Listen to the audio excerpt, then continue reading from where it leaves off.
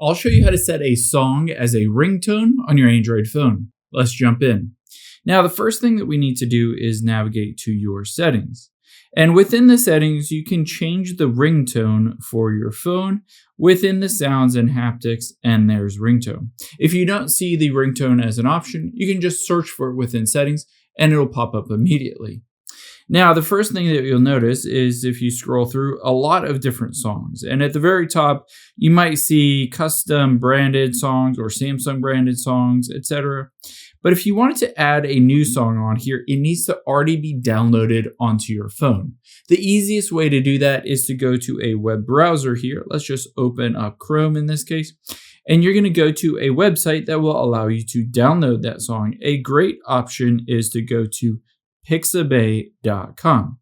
On here, these are all royalty free and free to download. All you need to do is navigate to music, and you can go through and listen to any of these. If you like one of them, you can just tap on the download button here, and it will download that to your phone. After it's done downloading, all we need to do is head back into the settings here. So we're still in the ringtone portion of the settings, but to add it to this list, we need to go through and search for it. So there you can see Cascade Breath here. I can tap on it and listen to it.